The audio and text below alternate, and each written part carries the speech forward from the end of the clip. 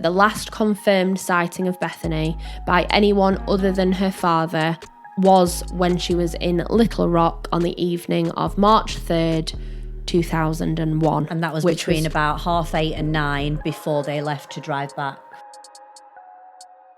Just a quick disclaimer, the content presented in this podcast is based on real events and may contain graphic descriptions of violence, crime scenes and other disturbing material. Listener discretion is advised. This episode is sponsored by Think Forensic. Think Forensic are a one-stop shop for all things forensic science and crime solving. They hold experience days, as well as corporate events, team building events, and general education for primary school right the way up to university level, as well as other events and consultancy. There's also a shop where you can get your hands on all things crime solving, from evidence gathering to packaging and collecting evidence, as well as other forensic science equipment. For more information or to book on an experience day, please visit the website. Hi everyone and welcome back to another episode of Grave Secrets. We're your hosts, I'm Annie. And I'm Beth. Today we have a case study for you. So this case is a little different. We have done a couple of unsolved cases before, but this one we've been specifically asked to cover by the family. So we have really tried to do it as much justice as possible. There is quite a wealth of information out there in terms of timeline, in terms of family history. So it was quite intense, quite being the it was. word. I mean, we were talking to each other throughout our research of this, and there is just so much out there. Yeah. You can just continue for, I don't know about you, but for days and days and days. Yeah. I was looking through stuff and one thing leads to another, and then, there is so much information out there on the internet, and it's quite unbelievable, really, isn't it? Yeah, I think it gets difficult as well because there's quite a few different names that are involved. Obviously, the family have asked us to cover it to spread awareness. We've got quite a lot of American listeners now, which is incredible. And we're obviously very thankful for all of you that watch and listen. And if we can even get it to one person that might not have heard about the case, or that might have information, which would be incredible. That is, all we can hope for. But we just want to make sure that today we stick to the facts, we stick to the timeline. We're going to try and condense it as much as possible so that it is easy for you guys to understand. Because again, there's kind of pieces of content out there, but they are quite confusing, or I found them quite confusing. Yeah. So as much as there's quite a lot of information, we're just going to try and give you kind of top level, as much information as we can in order for you to get the gist of it, but then equally have enough to go off if you think that you've got anything. Yeah, and all the information that we've got has been verified as well. Absolutely. So it's been verified by the families. We have watched and listened to interviews, haven't we, with people who have been involved. So there's articles that again have been kind of quoted, and also people's testimony. Well, testimony in terms of interview, it's not obviously gone to court because it's unsolved, but equally there are a lot of other voices, and it's filtering through the information as to what is fact and then what is theory, because obviously with any unsolved case you can have a lot of theories as to what might have happened. Yeah, so like we've said, this is an American case, but our listeners, we have got probably about 50-50 at the moment from the UK and US. So, hopefully this is going to reach the right people. Yeah.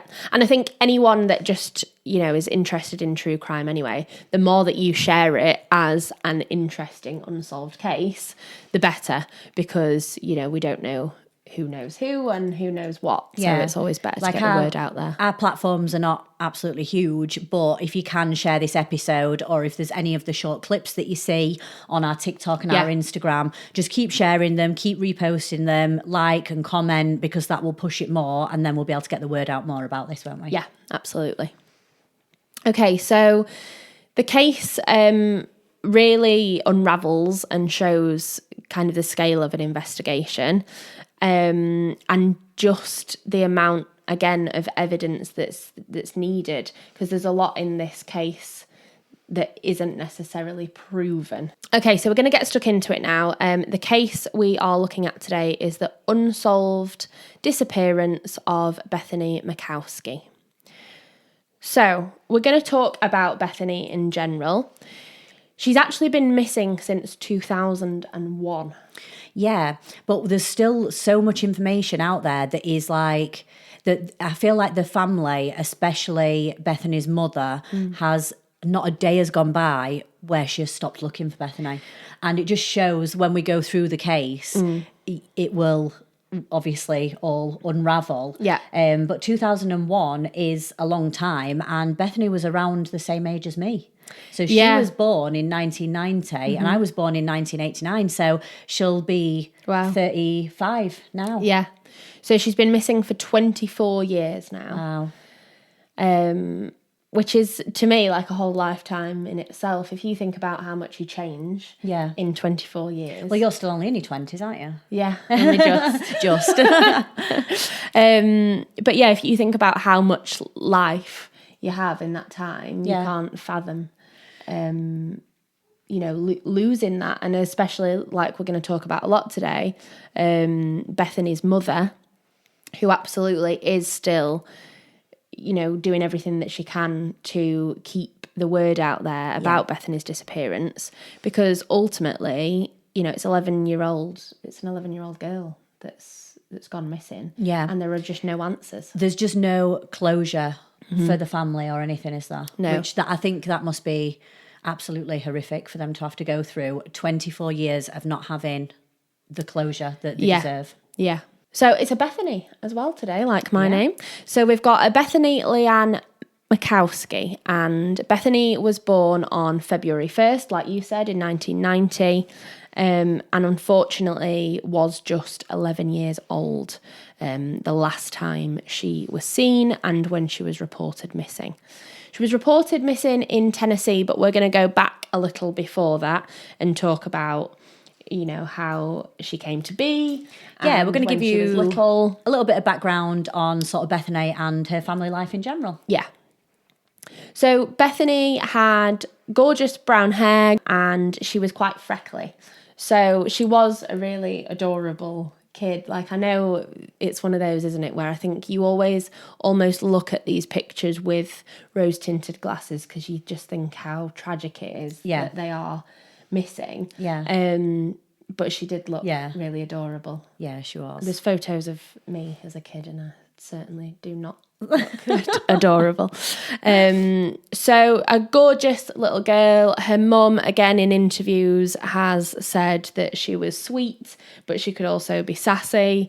Typical preteen then. Yeah, she was quite strong, witted, quite a sharp wit, which for the age of like 11 is great, isn't it? I think when kids have such a personality, they always then do kind of shine a bit because you think like they've already got it together at such a young age. But then again, on the other side of it, she did have quite a difficult home life, which would make her fairly, I'd say, vulnerable, really. Yeah, and quite anxious, I think. Yeah. We'll talk about it a little bit more, obviously, as we get into it.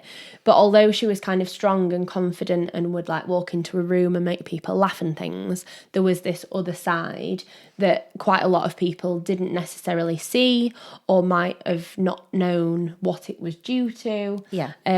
So again, as much as she was kind of a happy-go-lucky, gorgeous little girl, still quite a lot going on.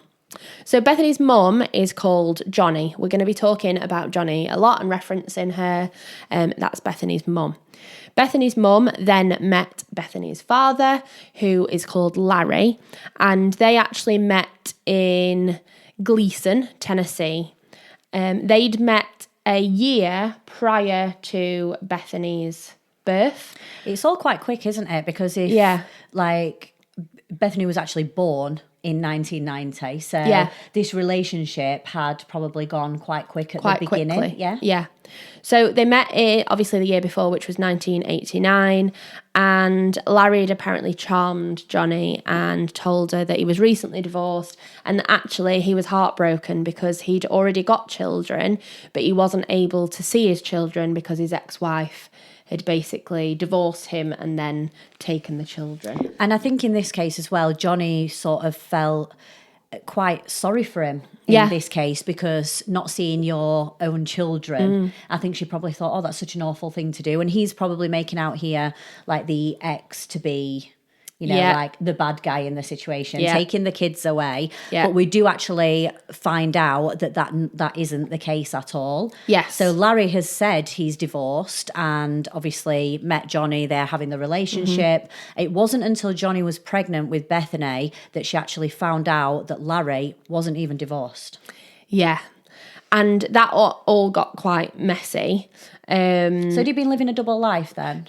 Pretty much, yeah. From the information that I found, she discovered that he was actually still living with the wife and the children. But then Johnny had been over to his house. Yeah. Like maybe that was when he knew the wife wasn't going to come back. Or I just thought it was all a little bit too close, a little bit too risky. And she thinks now that she did in fact see his children at one stage because they were like waving, and she thought it was strange that they were being so friendly to some strangers. But she now thinks that they were in fact his children. Oh, yeah.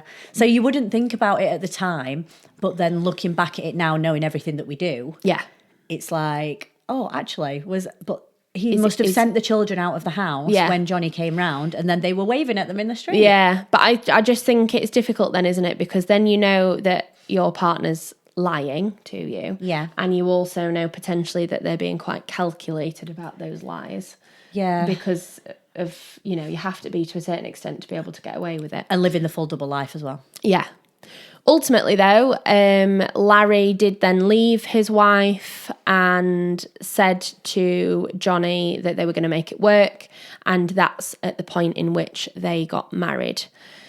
So the pair are married within a year, like we say. Bethany was born, but unfortunately it was at this point that Larry's behaviour would start to change. They always say, don't they, as well, people don't show the true colours in the beginning of a relationship. It's when sort of your honeymoon period is finished. Yeah, generally. But because everything was so quick, yeah, like maybe his true colours had not had chance to come out until then. Usually it is kind of a shift in the relationship, isn't it? It's either like moving in together, or it's something like having a baby, some sort of big milestone. Yes. Yeah. In this case, she said that it was the elements of control that started to come through, and that he didn't like how he was treating her, especially not obviously when she's now got a young child, a baby. Ultimately, he would become physically abusive towards Johnny, but she didn't really tell anyone.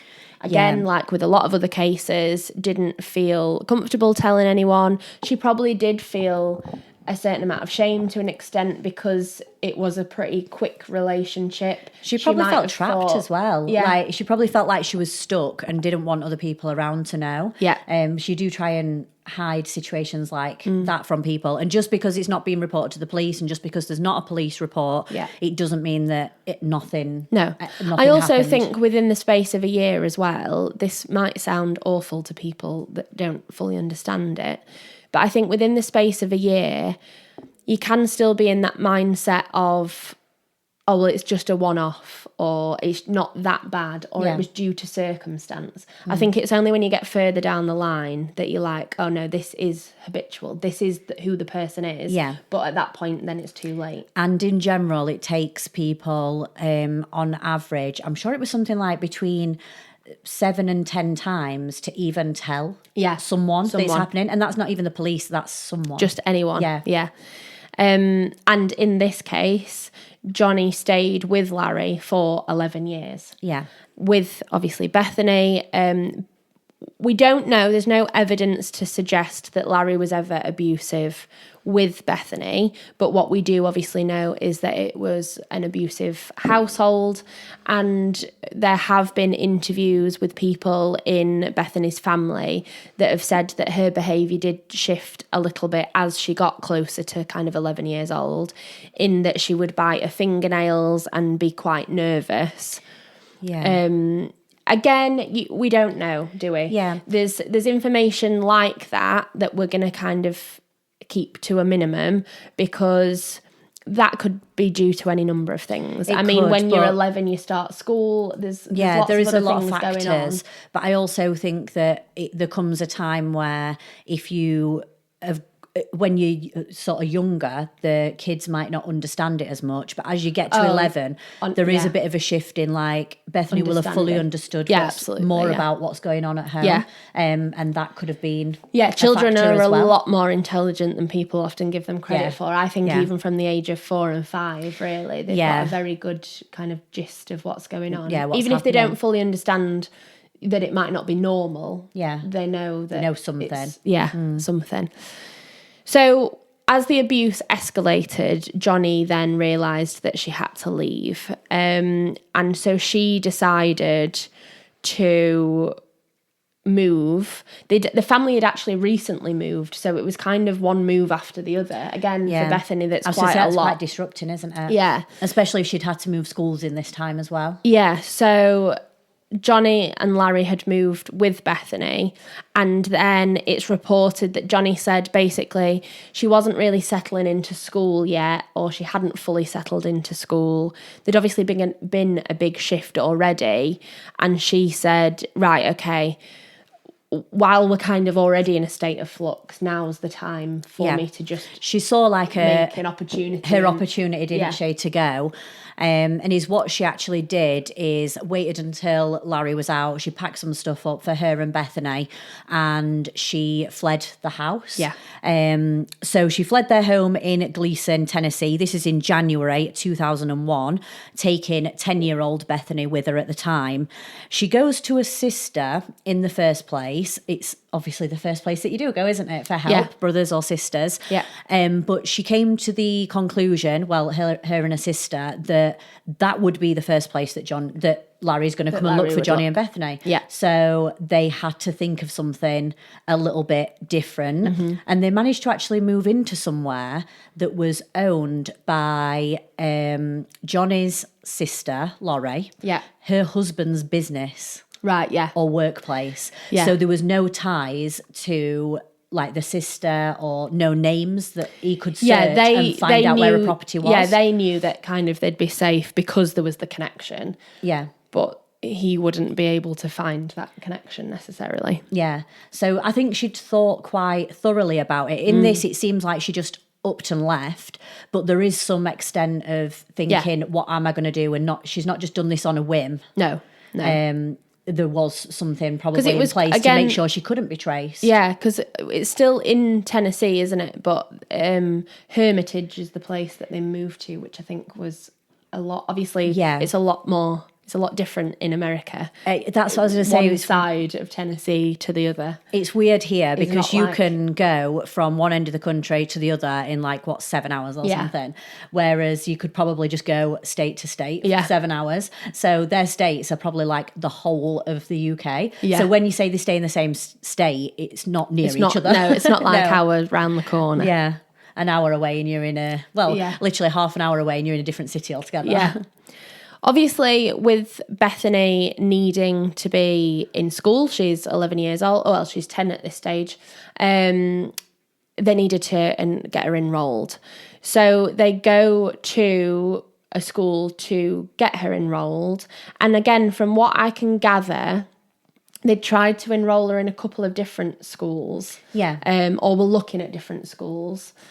And they were worried that Larry could potentially find out where they'd moved to by ringing up and asking Right. about the school Yeah, information. and I'm guessing there's quite a few schools in the area, so maybe Johnny as a mom would want to go and have a look at all the schools anyway to see which was best and which was going to be best for Bethany. Because we've got to remember that she's got to think about the security and getting into the school and things like that. But also Bethany's had quite a few moves already, so Johnny probably wants to make sure that Bethany feels comfortable and settled in her school. Yeah. And don't get me wrong, I don't think that, if Larry's ringing around schools and asking for information, they're going to easily give it away. They're not going to be like, oh yeah, she's just out on the playground. But you never know, do you? Because he is still the dad, isn't he? Yeah. And some people wouldn't necessarily realise, we don't know what Johnny said, whether or not she made them aware of the situation. Yeah, so I read somewhere that she did actually make the teachers aware of the situation with Larry. When she'd been enrolled. When she was enrolling Bethany and said, there is a risk that, he could find out where we are or he could turn up. Yeah. And that is basically exactly what happened, isn't it? So Larry found out what school Bethany was at. I'm not sure how he found out. No, we don't know how. And one day he actually turned up at the school and tried to take Bethany. So luckily, Johnny had told the teachers previously about the dangers of Larry trying to get Bethany out of school. The teachers recognised this, they called the police, and he was stopped from taking Bethany. But then you've got the problem, he knows where they are now. Yeah, he knows where they are. He knows that it was probably easier than he maybe thought, although he didn't get away with it. You know what I mean? I'm sure it was only within days as well that he found out the school. I just think how quick, how did he do that? Managed to find out. There was then an order of protection put in place, but this was for Johnny. For Johnny, not against Johnny. For Johnny rather than for Bethany. So it was an order of protection, like a restraining order in the UK, that basically said that Larry couldn't come in within a certain distance of obviously where they were living or of Johnny, which would then hopefully protect Bethany. Not sure why it didn't. I think it's because to Bethany, but then there was never any proof of anything or any abuse against Bethany. Yes. The abuse was always from Larry against Johnny. Yeah. So it protected her, but then Bethany is still his daughter. Yes. So the courts actually did grant unsupervised visits, and I know that Johnny was fighting to get supervised visits because of what she'd been through with him, but the courts saw it a little bit differently, and I think they thought, well, Bethany's lived with him for all this time while the parents have been together and there's been no reported abuse, but like you said, the anxiety and stuff like that, it's stuff that is not taken into consideration, is it? I think it's difficult because obviously it was the judge that made the decision, and they have to think holistically about the situation. So yes, you've had the move, she's familiar with her dad, you also don't have any actual evidence as such, and Johnny has taken Bethany to another state away from her dad, and as much as we can kind of see why that might have happened, again, the judge is going off the information that they've got, and they probably thought, well, kind of they're both in the wrong to a certain extent. So let's do what's right for Bethany. And do 50-50 sort of thing. Yeah. Well, not even 50-50, but unsupervised visits with a dad meant that every other weekend Bethany could go out to visit her dad, who was still living in Gleason. So it was actually during one of these weekend visits that Bethany went missing. So we're now going to talk to you about the timeline. That's going to go through a couple of days leading up until the disappearance. It'll reference basically the last time she was seen, the last interactions that she had with her mum, etc., up until that day that she was actually reported missing. Yeah, so with this restraining order in place, there had to be sort of like some logistics to get Bethany to and from her father's house. So they picked a mutual meet-up point or a drop-off point, and Johnny's sister, Laurie, said, well, I'll be the person that goes in between. Like the because intermediary. If Johnny and Larry come into contact with each other, that's breaching the restraining order for them two. So she said she'd be sort of the middleman, and she would take Bethany and drop her off at this drop-off point, and she'd pick her up at the end of the weekend. It was still 2 hours away though, wasn't it? It was, yeah. So that's every other weekend. So the first weekend that Bethany went, everything sort of went as planned. Everything was on time. Larry was on time. Bethany got dropped off. She got picked up after the weekend, and there wasn't any issues that were reported. So the following visit after the first one, and you can imagine how tense Johnny would have been with that first weekend. Sort of waiting to pick Bethany up, I think, is going to be the worst time, because you can't go yourself to do it. Yeah. But you'd be texting your sister every 2 minutes, like, is he there? Has he turned up? Is he on time? Yeah. Sort of thing. I think when you're going through a breakup as complicated as something like this as well, people change from one day to the next. Yeah. He might be really understanding one day and just want to see Bethany, and the next day he might be really annoyed at Johnny for taking Bethany, and then want to cause more stress. Stress or commotion or whatever it may be.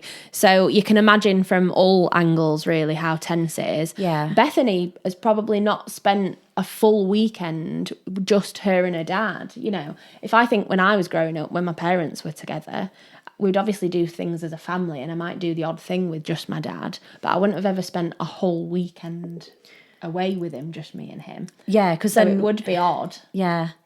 I suppose thinking of it like that, because we've obviously both got parents that have stayed together, haven't we? So yeah, I didn't think of that. No. So yeah, big shift all round. But the second visit took place from Friday the 2nd of March. So about 5 p.m, Bethany travels with her father after she's been dropped off to go and see one of his friends.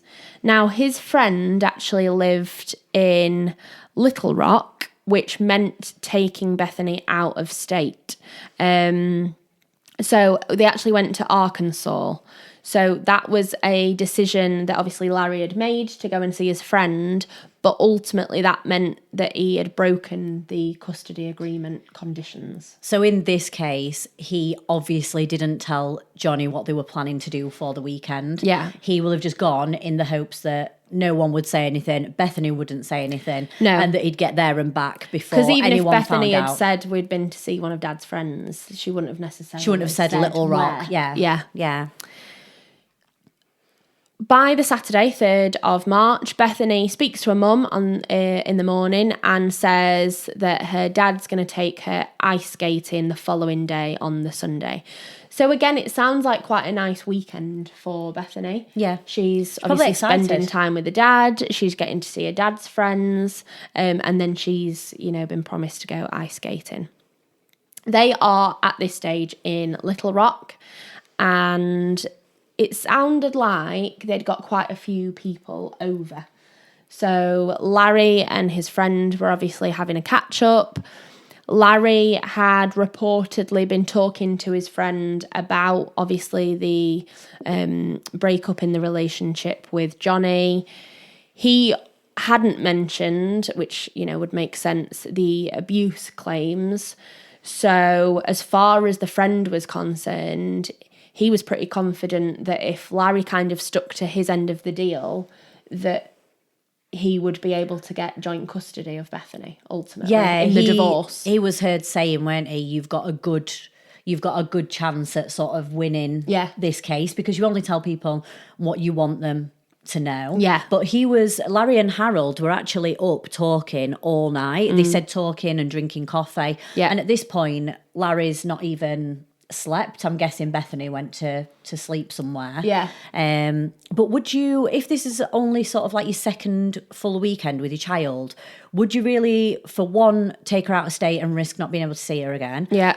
Number two, go to your friend's house, who Harold, the friend, actually said, oh, well, I wanted Larry to come up here because there was a woman, Sherry, that I wanted him to meet. Would you really do that while you've got your daughter? Yeah, no. And then you've promised your daughter to go ice skating. Yeah.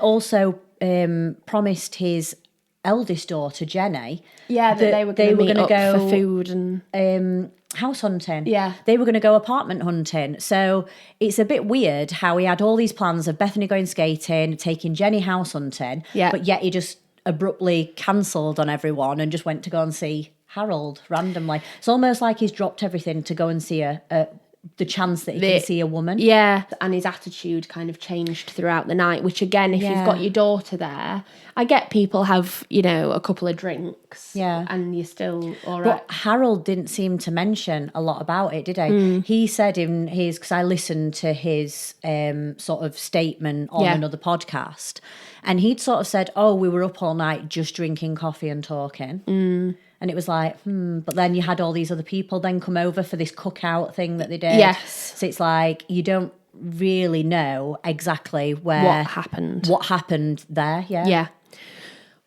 What has been kind of confirmed through other people that were at this event or this cookout or whatever is that between about 8:30 or 9 o'clock at night, Larry then kind of gets up and says, right, that's it, I'm going to leave.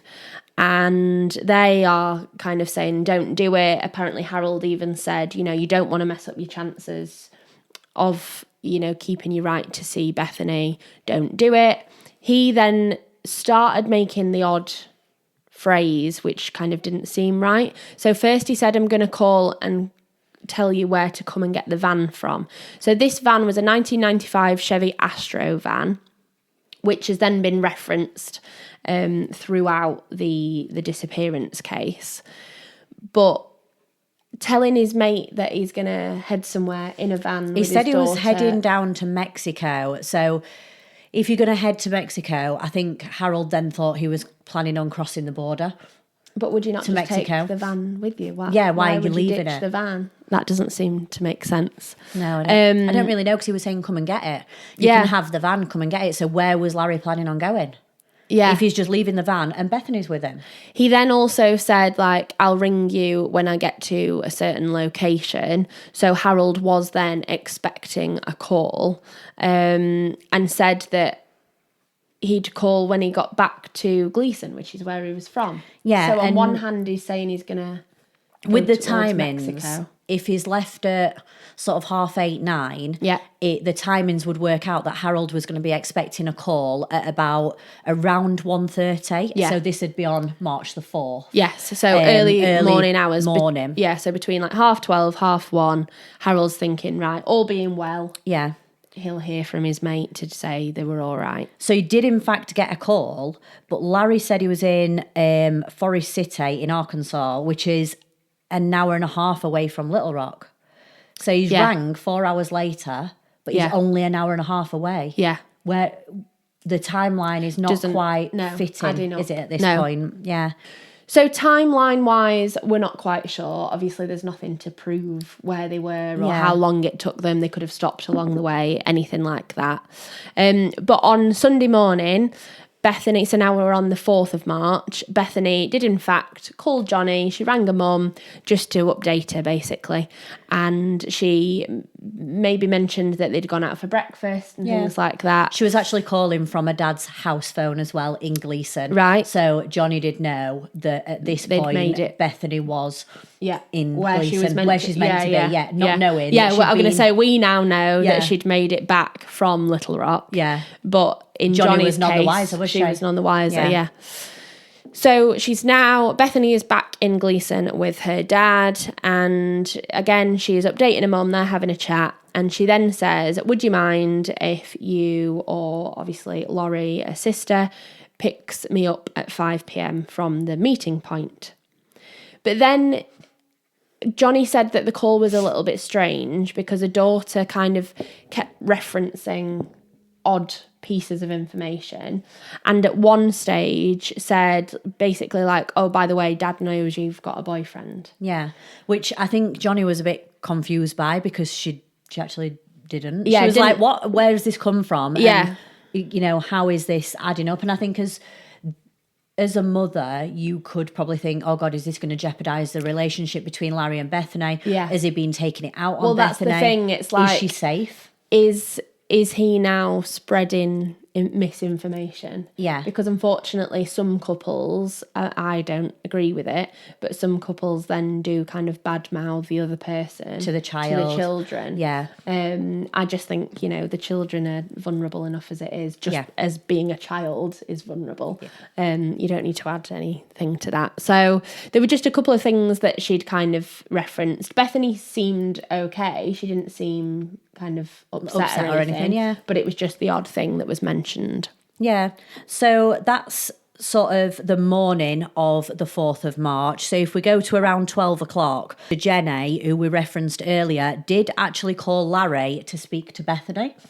So they had a bit of a conversation, and Bethany told Jenny that they just left the house and they were actually heading to Jackson, as Larry was going to take her to the mall because she wanted to go and get some things from Claire's Accessories. Yeah. I always remember, like, back in the day, if you were going to go to like the mall, I won't say mall now, the shopping centre. Yeah. It was like going to Claire's was like a big thing, weren't it? You wanted all the latest stuff that people got at school. Yeah, if you got any spending where you could money. Find everything. Yeah. Yeah, so she must have been quite excited to do this as an 11-year-old. So this call actually pinged a cell tower, because this was on Larry's phone. Yeah. But that was the last known activity that pinged on anywhere. On that call. Yeah. It gets to Sunday, like late afternoon, early evening. Obviously, Bethany and her dad are due to meet at the meeting point for about 5 p.m. And they never then arrived.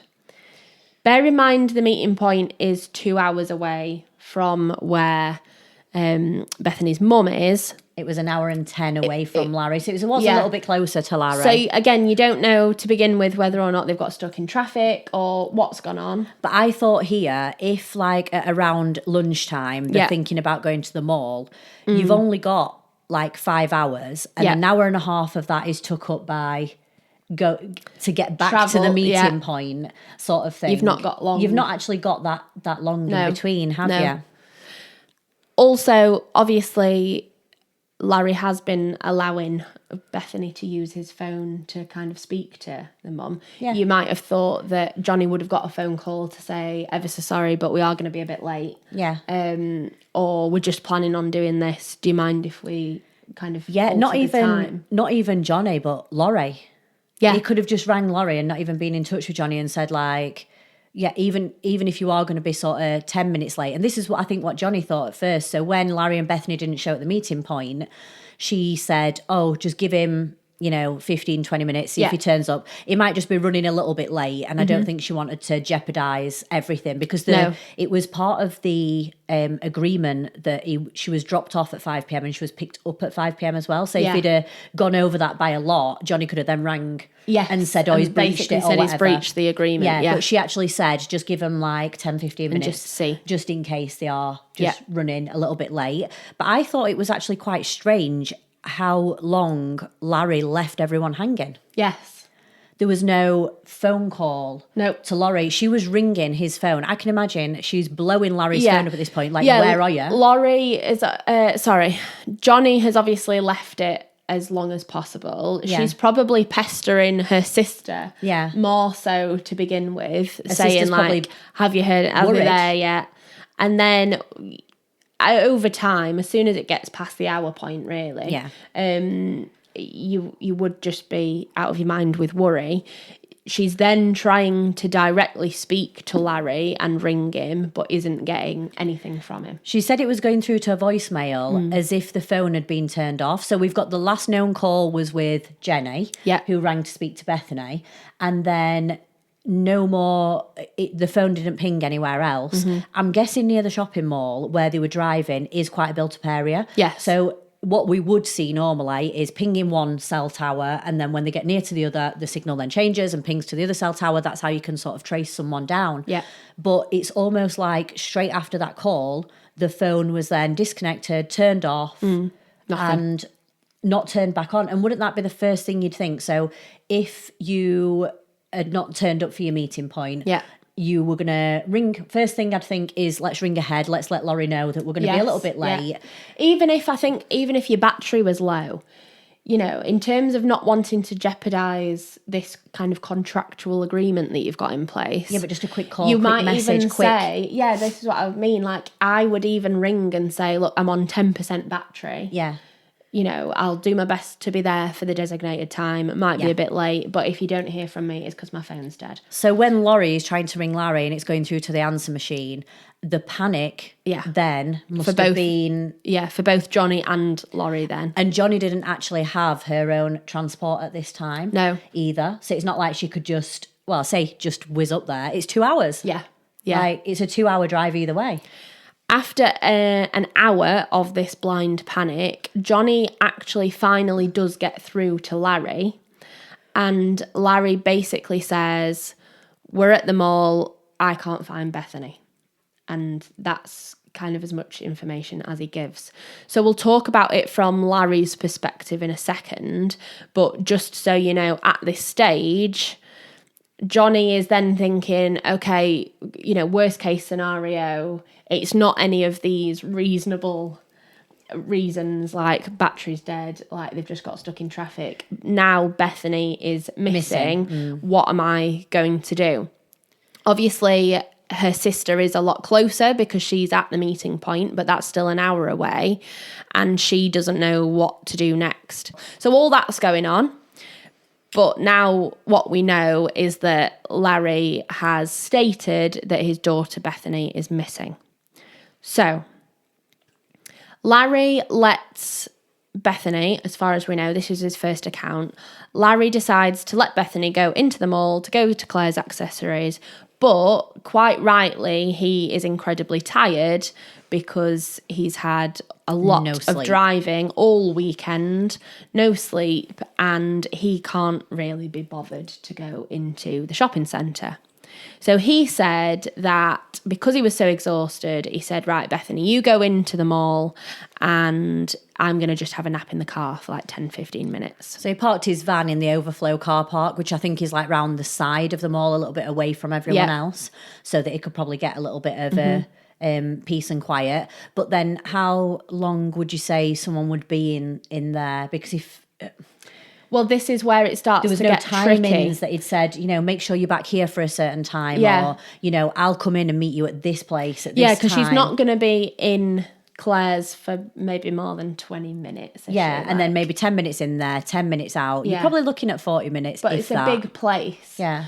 So this is where it starts to get tricky because he did begin to change his account. To begin with, he'd stated that he only had a 15 to half an hour nap and then went straight into the mall to try and find where Bethany was, but then did change his story and said that it was probably over an hour or 2 hours, and then he went in to find Bethany. So if I just don't get how, I know we're talking about sort of 2001 here. Yeah. But to still let your 11-year-old go into the mall fully on their own. Yeah. I mean, maybe when I was 11, you'd go with your friends, one of the parents would drop you off and they'd be walking around the shopping centre and you'd go off on your own and go into Claire's and then you'd meet them back and they'd bring you back home. For me, that was the first time that I was allowed a phone purely for that situation. Yeah. So I didn't have a phone for anything else, but if I was going with my friends when I first started going to like shopping centres, that's why I had a mobile. And then I suppose, like, obviously I can't say what I'd do and what I wouldn't do as a parent because I'm not a parent. But at 11. I feel like 11 is quite young. But then on the other hand, you've got the security that there's CCTV in shopping centres, entrances, inside shops, there's more security. So that you'd probably think... You know, might be a bit more of a security blanket. There's just so many different factors, isn't there? Because I think it's one thing if Bethany's going in there with a group of friends. Yeah. It's another thing if she's really familiar with them all, but we don't know necessarily that she was. Yeah. And then it's the whether or not you would kind of let them do that in the first place. And I don't know. I'm not sure. We can't speak from another parent's point of view. We can only say that we probably wouldn't do that. So Larry at around 5 p.m, but this is now potentially 2 hours since he last saw Bethany, his daughter. And if you think, I mean, I've been with friends that have got kids, I've been looking after kids before, and you turn round and within the space of 2 minutes, they're right at the opposite end of a playground, and you took your eyes off them for that 1 moment second. of panic sort of thing. And so it would be really difficult to find someone after maybe 5-10 minutes, never mind 2 hours. Yeah. So he then decides at about 5 p.m. to report her missing, just initially at this stage to the mall security. What I didn't understand about this, though, is at 5 p.m. he decides to report her missing. Yeah. But if he was going to make the meet point for 5 p.m, he should have been setting off at 3:45. Yeah. Yeah. So shouldn't he have been in the mall before 3:45 looking for her ready to set off then? Yeah. Or even, the fact that it was Johnny that was having to ring him and then he answered to tell her that Bethany was missing rather than the other way around. Yeah. You'd think the call would come the other way around. So there's lots of obviously unanswered questions at this stage. But what we now know is that Larry has gone to the mall security. They, like you've mentioned, had CCTV. So the first thing that they're likely to do is check all of the shops where they can and check CCTV. Now, there is a second account that comes into play at this stage, and we're not going to go into it with too much detail because, again, there's speculation around it. But what we do know is that one of Bethany's friends, called Hillary, reported seeing Larry in the mall. She says she saw him in there, but she never saw Bethany, but she knew it was Bethany's dad. She mentioned that he looked different to how he usually looked. So she knew he was like a dad that was grey, but he'd actually got darker coloured hair. And she said she thought it was strange that he was wearing sunglasses. Now, again, this is the account of an 11-year-old. Yeah. But what was interesting is Larry again then seemed to change his account.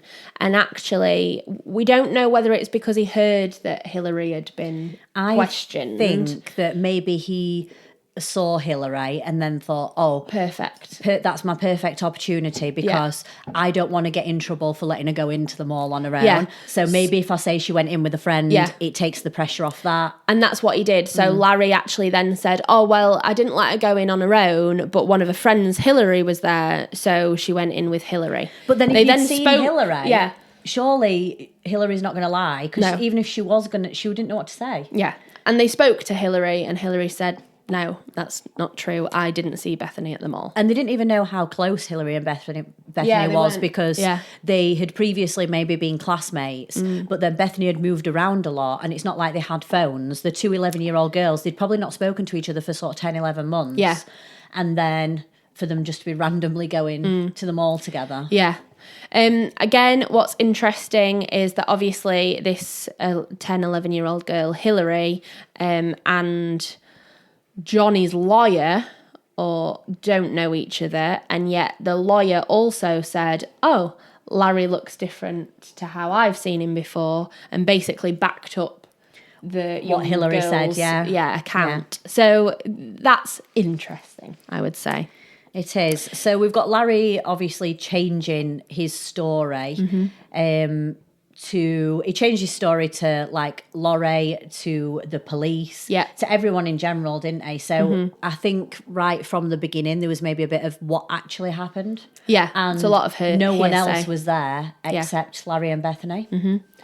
So officers obviously don't want to get bogged down in potential misinformation, and the mall was closing. If you think, he only reported it at 5 p.m, I think within that couple of hours, the mall then closed. It was closing at 6, and then it didn't get reported until to the actual police till 6:15, because between the time that Larry reported it to the mall security, they were then going round and going like in and out of shops and stuff like that. But then when the mall fully closes, it's like, they're like, well, what can we do? What can we do now? And that's when it was then reported to the sort police. of like the Tennessee. Would it be the Tennessee police? Yeah, it was, wasn't it? The police, So officers then obviously come in. They are trying to get a grasp on what's happened. But quite clearly, there are a lot of different people to speak to. Yeah. So they then decided to take everyone that was potentially crucial to the investigation down to the police station for questioning. And at that point, they then said, right, well, we can look at the CCTV now for any sightings. What is crucial, and I think really significant, is that Bethany has never been seen on CCTV in the car park, even though the van has been seen on CCTV in the car park. She has never been seen on any CCTV footage inside the mall. And you've got to think, you've got the communal areas of the mall, like the middle parts of it. Yeah. You've then got each shop that has individual CCTV. Yeah. Multiple officers looked at this, and even Bethany's family looked at the CCTV because you're probably going to recognise your daughter more than the police officer is. So they've got the family looking through this as well, and there is still no sightings. And they would also have a rough idea of maybe what route she would take from where the car park is. To Claire's. They'll have got they'll have got an idea of where she'd have entered the mall, and then where Claire's was and the route that she might have taken. But as we say, she was never seen on any CCTV, and to me that is really significant. At this time, the police obviously have brought everyone into the police station, like we said. Johnny's managed to get here as well. Yeah. So is what they would do at this point. They take Larry off into a room and get his account. Johnny would then be in another room, and she'd be saying, you know, like what had happened from her point of view. Yeah. And the police officer actually commented on how different both parents were acting. So Johnny, every time they walked into the room, was crying. She was frantic. Have you got any information? What do you can we know? find her? And Johnny was saying, please let me go out of here so that I can go and help and join the search. Like, I need to find my little girl. When they walked into Larry's room, half of the time he was asleep. He was falling asleep. He was just so sort of nonchalant. Yeah. Was he nonchalant because he knew what had happened? Or was he so tired that he couldn't possibly keep his eyes open? But he's had a nap in the car. Yeah, is it a defense mechanism? So is it one of those, like, I do know people that shut down and then their emotions don't come out at all? So But straight away, this adrenaline would surely kick in if it's your child. Yeah, I guess you don't know, do you? But the fact that the police officer kind of picked up on it. They picked up on it straight away. And that he has changed his account. Like, I think it's difficult, isn't it? Because you're not paying full attention to everything all the time. Yeah. But I think if something so serious happened, you would kind of almost give too much information to people on the off chance that it might be useful, rather than go from, well, I had a nap for 15 minutes to I had a nap for 2 to 3 hours. So Bethany went in on her own. No, she went in with a friend. Yeah. Like, the timings It's are all difficult. just sort of off at this point, aren't they? So in terms of timeline, what we know and what we didn't mention earlier, which I've just noticed, is obviously we said that when Johnny and Bethany had moved, she was still 10 at that stage. Within the space of time that she's now trying to get a divorce from Larry, and then them creating this agreement for the visitation, Bethany actually has her birthday. It was the day after Larry tried to take her from her new school. That was her birthday. And Johnny said that they still had a really good time, and she was so sort of resilient knowing that had just happened before, but yet still enjoy her birthday the next day. So she is 11 when she goes missing.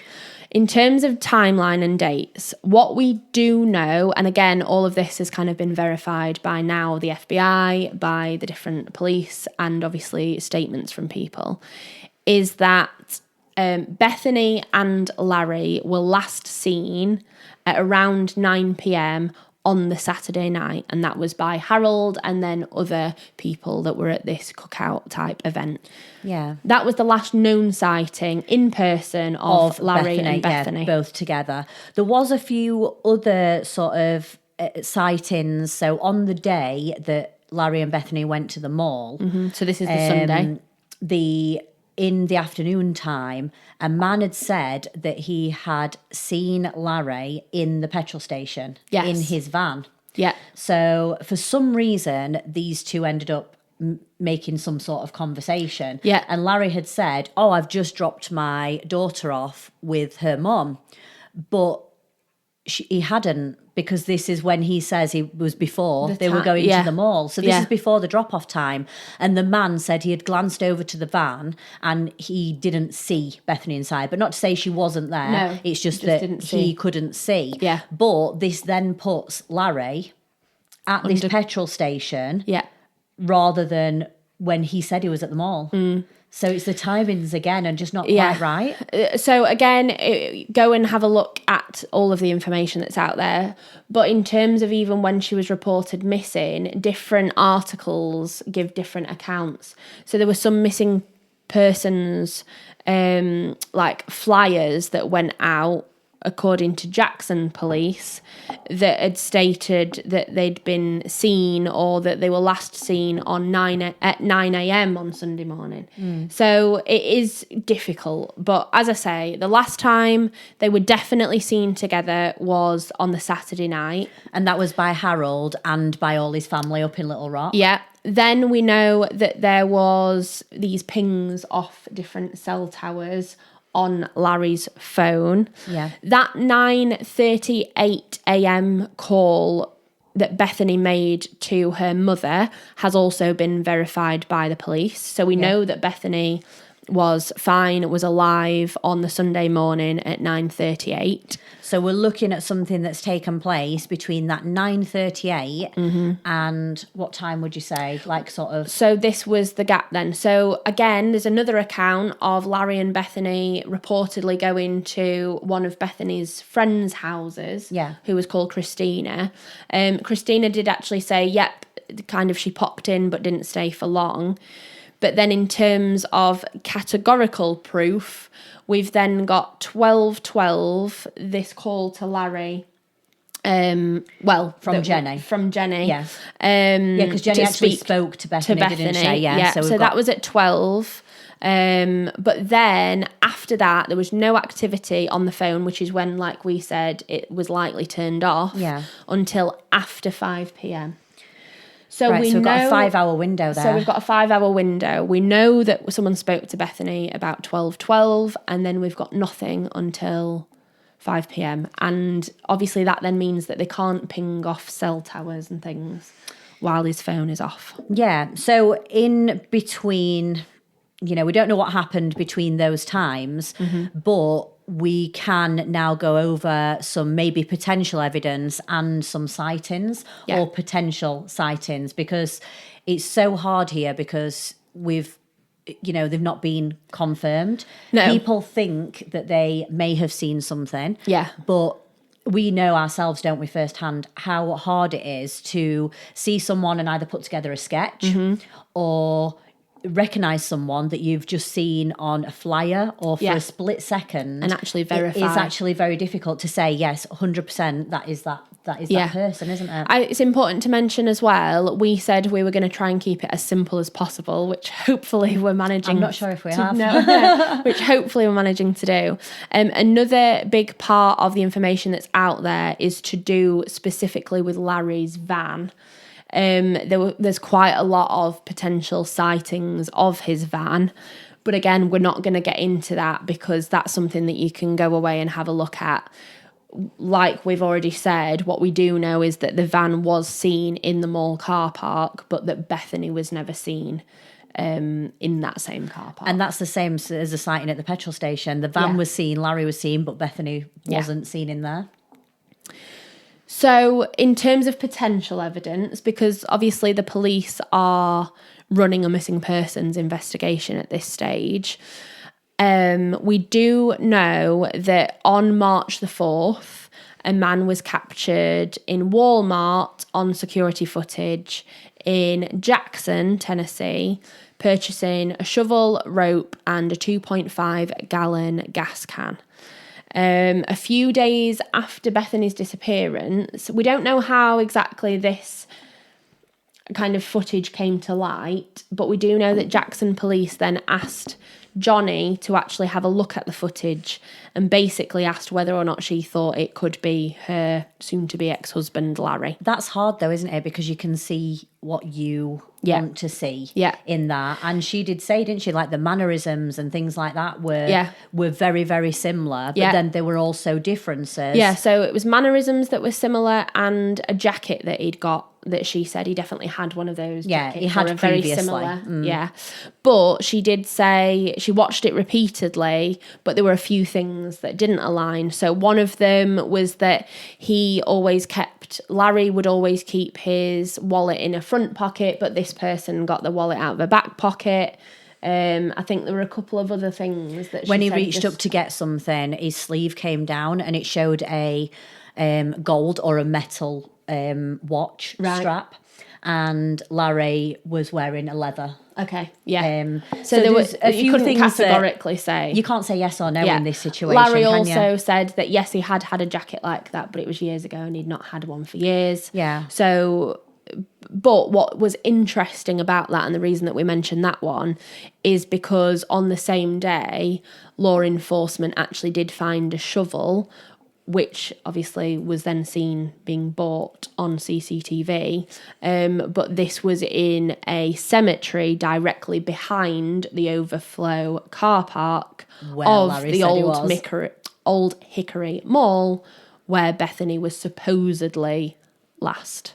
And again, this is close to where Larry said he was and had taken a nap. It looks like someone had thrown it maybe over the wall from the car park into the cemetery. Yeah. And the spade or the shovel had actually been used recently. They could tell because it had got soil on it. So what they did was tested the soil on, had a look at the soil on the shovel, and it didn't match to the cemetery. No.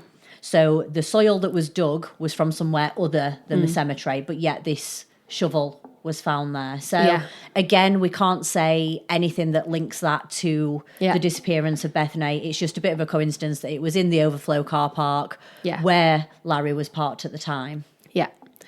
So 9 days after Bethany's disappearance, or when she was reported missing, that's when the Jackson Police Department, obviously it's a very intimidating investigation. There's a lot of information going on. So they then get in touch with the Tennessee Bureau of Investigations and basically ask for assistance, most specifically with cell phone records and getting as much information as possible.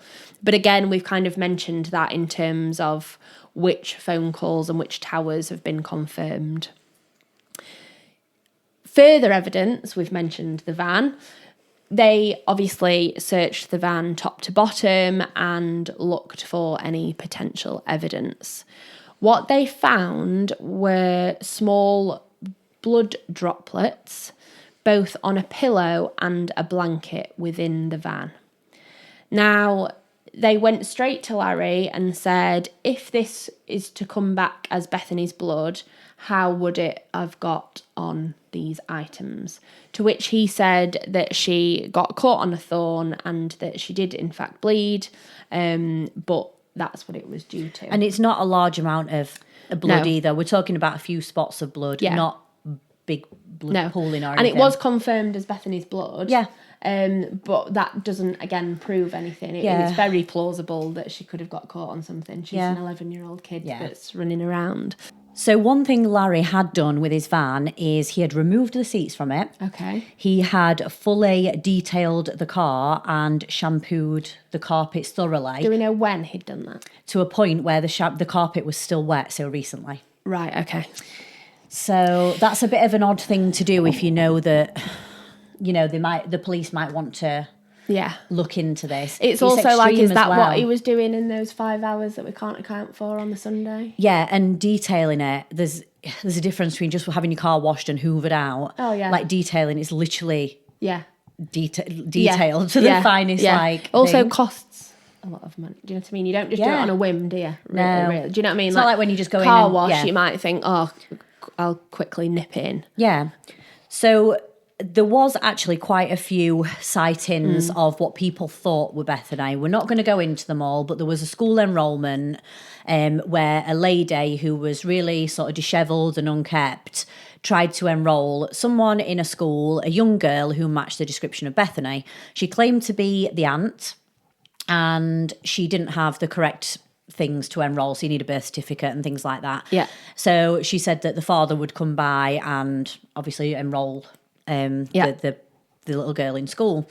So at this point, the police go to the school and they get a sketch artist to do a sketch of the woman that came in. The woman also said, didn't she, something along the lines of like, oh, well, I'm just trying to enrol the kid for my brother. Yeah, she said she was the aunt. Yeah. So it's like at this point, the sketch went out to see if anyone would recognise this woman because she was quite distinctive. Yeah. And she did sort of match the description of someone within Larry's family. So it was Larry's brother's wife. They thought, oh, they could be maybe. This obviously wasn't proved. Verified, I did see the photos side by side. They do look very similar. And I think they did look similar, especially for the sketch. Yeah. Then then there was another account, wasn't there, of a similar looking dishevelled woman who either didn't have shoes on or had like flip-flops on or something. Yeah. But again, with a young child. They said she could look maybe like she was hungover or maybe like homeless or something. Yeah. So it was a really strange one. And then you've got sightings in the bus station. So in a cafe as well. Yeah. In a cafe for 3 days in a row, a lady came in who matched this description with a young girl who matched Bethany's description. Yeah. And for 3 days came into the cafe day after day and then purchased a bus ticket to somewhere. It's not proven whether this bus ticket was actually used, whether they got on the bus and then got off somewhere else. There's not sort of any solid sightings, is there? There's no solid leads, and what's really difficult is, like we talk about in a lot of cases, the amount of potential leads, and there's officers that have to sit for weeks and days upon end going through all these potential sightings and all of these statements. And these will have all been followed up as well by the police. So as soon as they get the sighting, they will go out there and probably have a look. But just in this case, they couldn't say whether they'd actually got on the bus or not. No. So therefore, the sightings couldn't really be verified. confirmed. So you've got all these sightings, but nothing solid. And it wasn't until 2016 when something quite strange happened. Yeah, strange and also pretty traumatic. I would say traumatic for the family. So in August 2016, Johnny received a call from the police stating that they'd got someone in custody and they had turned up on someone's porch and they had no recollection of how they got there. So it was a girl. This girl was, they looked like she was in her 20s at the time. Yeah, so is this, tell me if I'm right, because you know what I'm like with maths. This is like 15 years after Bethany's gone missing. Yeah. Is that right? Yeah. 15 years later. Yeah, so Johnny's never stopped looking, and then she gets a call from the police. So it's all a bit... It would be just so out of the blue, wouldn't it? Yeah, it'd be so stressful as well for Johnny. Yeah. So anyway, this girl says at first she can't remember anything. Then she gives a name. Is it Sarah Jackson? I think she gave the name. Yeah. Sarah Jackson, which was a weird one in itself because Jackson is where Bethany went missing. But then she said... I think the middle name or something referenced... Laurie's daughter. Yeah. So then she said, actually, no, I'm not this Sarah Jackson. I am, in fact, Bethany Markowski. So... At this point, the police will then ring Johnny and be like, this is what's just happened. So they didn't have Bethany's fingerprints on file, so they had to do a DNA match. And Johnny said that this was the most horrific time because they had to wait, I think it was 3 days until the DNA came back. Yeah, and that would have still been fast-tracked. Do you know what I mean? Yeah, and in this time, Johnny's thinking, well, if it is her, she's going to want to come home. I wonder what size clothing she'd be, what size shoes would she be, what would she like to eat? Is she still going to like me? Is she going to know who I am? Like, what's happened to her? Like, there's so many questions running through her head. Anyway, the DNA test was carried out and the girl wasn't Bethany. I don't know why you'd do that. And it's so far on. How did she know Bethany's name? She even gave Bethany's date of birth. Like, how would you know this? Some people think like she may have known Bethany at some point. So this woman then was ultimately put into some sort of secure mental health hospital. Yeah. And Johnny wanted to go and talk to her, and she was told to stay away. So it's like... But then again, I heard something where she wasn't necessarily told to stay away, but they'd said, obviously, we can't give you any information about that person because she's not your relative, and equally... She's got mental health issues. She's got mental health issues. Yeah. So it's tricky to say. Again, there's lots of theories around this. Some people say that she knew Bethany and that it might be a way of trying to communicate that. Other people suggest, which is very plausible also, that there are a lot of different missing person flyers. There's a lot of awareness out there about Bethany's case. If someone has a certain condition, maybe like schizophrenia or something like that, they can take on information and believe it to be true themselves.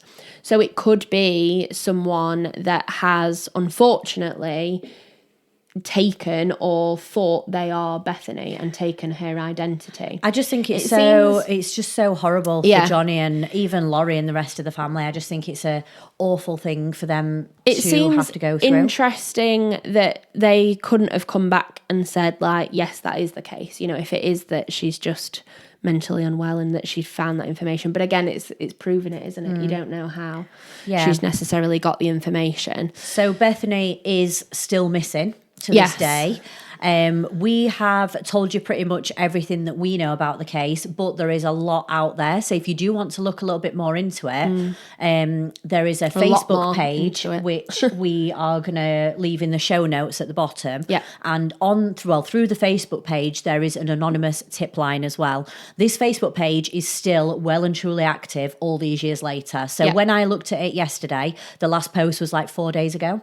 So it is updated regularly with anything new that comes to light. Yeah. So if we do know anyone, if we have reached anyone in the area, I know it's a long shot, but like we said, we have got a lot of US listeners at the moment, and you never know who you're going to reach in this case, and just that one thing could really help with the investigation. So whether it's you've heard people talking about it, you've heard people talking about this case maybe at parties, at social events, things have been passed around but they've not been officially reported. The family and the police can't do anything until these go through the anonymous tip line. And these leads go through the tip line, So they actually need to be properly reported. So even if it seems like a bit of hearsay that you've heard someone else say this, no matter how small it is, it could help in this investigation. And it could be a potential lead. Yeah. So I think what's important, just as we round up, is to know that the last confirmed sighting of Bethany by anyone other than her father was when she was in Little Rock on the evening of March 3rd, 2001. And that was between about 8:30 and 9 before they left to drive back. Yeah. We know that Bethany was alive on the Sunday morning because of the phone calls, but she was never seen or heard from past around midday on Sunday, the 4th of March. Yep. She's now been missing for 24 years. Wow. There is, in fact, now a Tennessee Missing Children's Day, which is to mark the passing of Bethany's disappearance, but then also to continue to raise awareness of her case and other cases like it. And Johnny's done a really good job in sort of still keeping this case at the into like sort of the social media things and at the forefront of people's minds. And she's tirelessly worked, hasn't she, to, you know, keep people up to date, and still to this day she is still searching for answers. It's also really important to mention that Larry has never been arrested for any involvement in this case.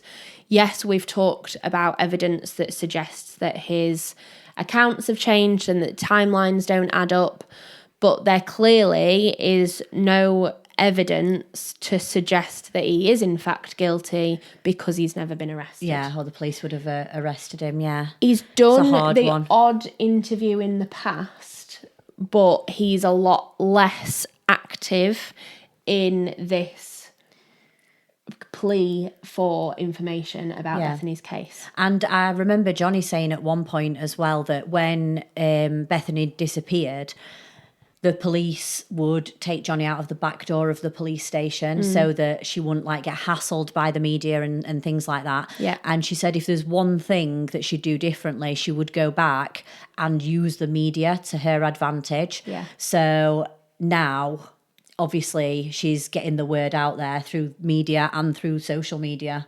And in that's general. Yeah. ultimately It's the why best way, we're isn't it? Yeah. covering the case today. So we wanted to do the case justice and also raise awareness and get the word out there. So like we said, if you are some of our UK listeners, please like, share, comment, just, share it to as many people as you can because we need to get this case out there. Yeah. Same if you are our US listeners and you want to have a look on the Facebook page or you want to report anything, everything will be in the show notes. The Bethany Markowski project is the best source of information. We'll link it again in the show notes. Yeah. But all of the potential information is on there. So if you are interested, you can get information from a lot of different places, but that's kind of got it all in one place. Yeah. So thank you ever so much for bearing with us. We do really hope that we've managed to kind of make the case make sense, give you the facts, and hopefully one day get the family some answers. Yeah. So thank you for listening. Take care and see you next time. Bye.